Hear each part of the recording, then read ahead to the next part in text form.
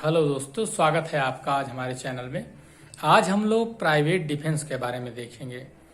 अक्सर हम लोग सुनते रहते हैं कि हमको प्राइवेट डिफेंस प्राप्त है। वकीलों के मुंह से आपने हमेशा सुना होगा कि इनको प्राइवेट डिफेंस है। प्राइवेट डिफेंस में जो इन्होंने किसी की हत्या कर दी है या अपने बचाव।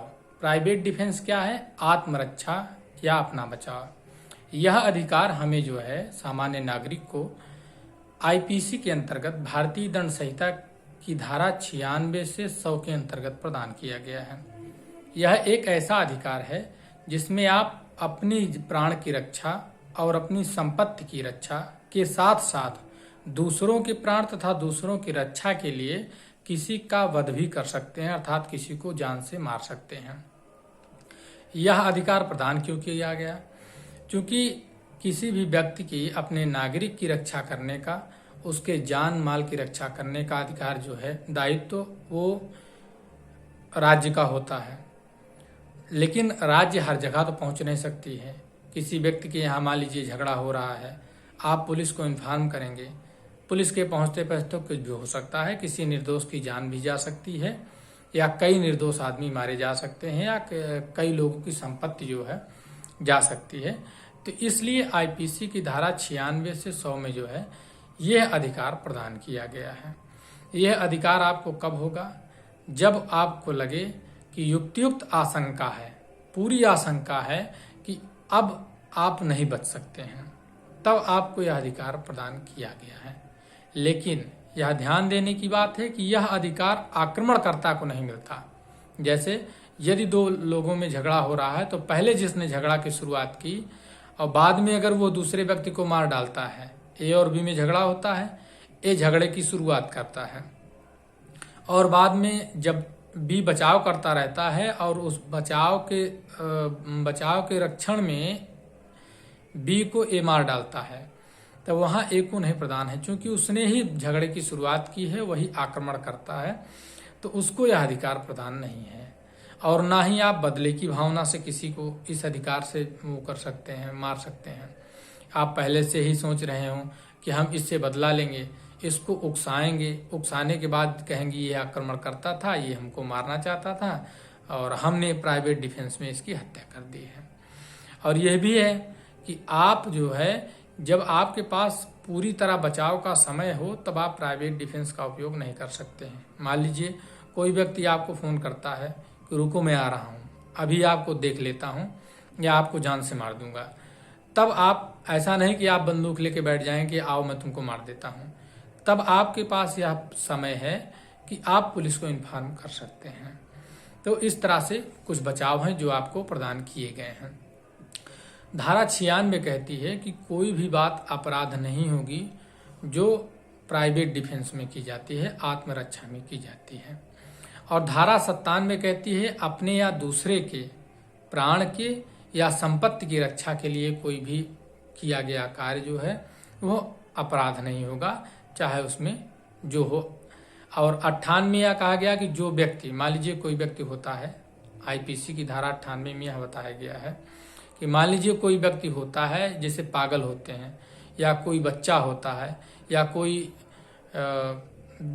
दारू पिया हुआ आदमी है जो जिसने वो किया हो, मतलब नशा किया हो, अगर वो भी आपको मारना चाहता है या ऐसा है कि वो आपका प्राण ले लेगा, तो आप उसके खिलाफ भी इस अधिकार का प्रयोग कर सकते हैं। धारा 99 कहती है कि इसका प्रयोग कब नहीं किया जाएगा।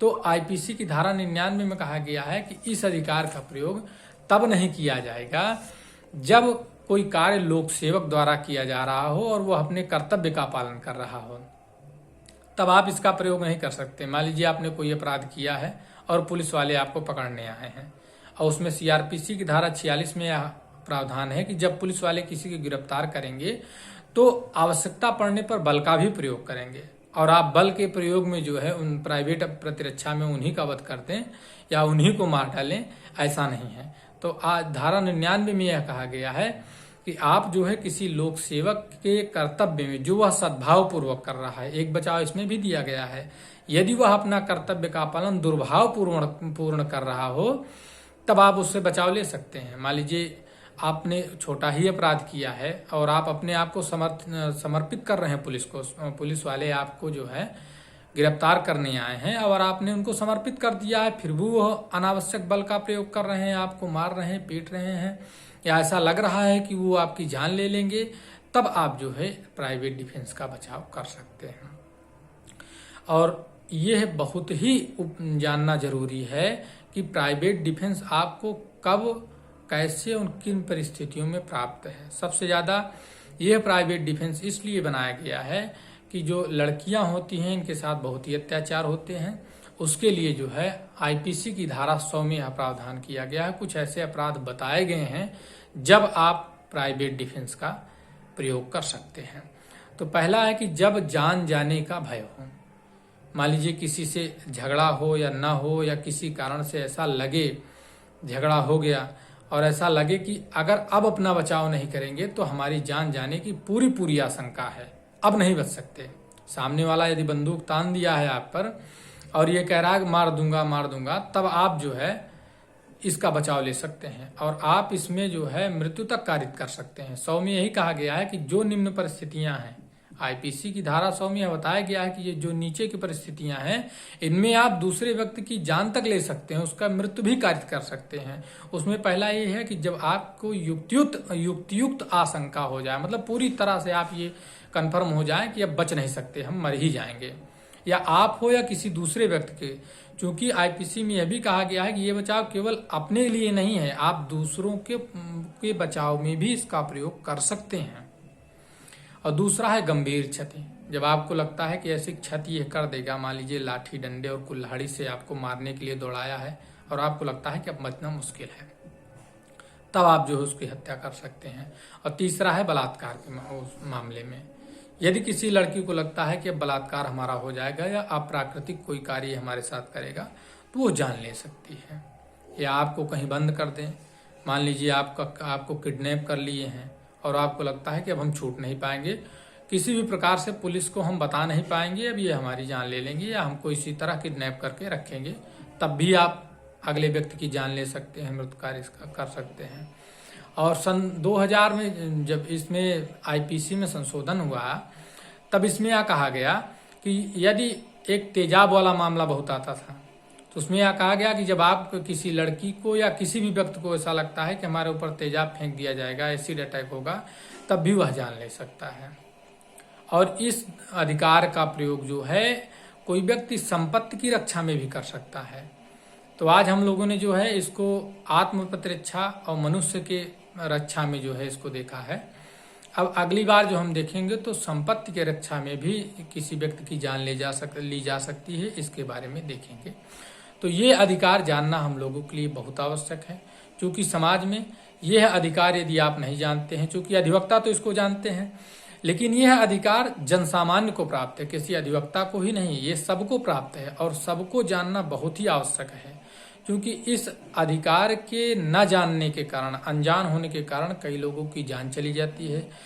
कई लोगों के पास अवसर भी होता है कि किन्हीं की जान बचाने की, इज्जत बचाने की, फिर भी वह इस डर से कि हम अपराध में फंस जाएंगे या हम ऐसा कर देंगे तो दिक्कत हो जाएगी, इसलिए जो है इनको जानना बहुत जरूरी है। ये आपको आईपीसी के अंतर्गत अधिकार प्राप्त हैं और ये काम यदि आप कर देते हैं तो ये सिद्ध करने का भी जो है आपको ही है कि आप ही इसको सिद्ध करेंगे कि उस समय क्या परिस्थिति थी और हमने जो है उस परिस्थिति में ऐसा कदम उठाया था। यह सिद्ध करने का भार जो है उस व्यक्ति पर होता है जिसने इस अधिकार का प्रयोग किया है। तो इतनी बातों के लिए धन्यवाद। फिर हम लोग अगली वीडियो में जो है संपत्ति की रक्षा के लिए अधिकार के बारे में पढ़ेंगे। धन्यवाद।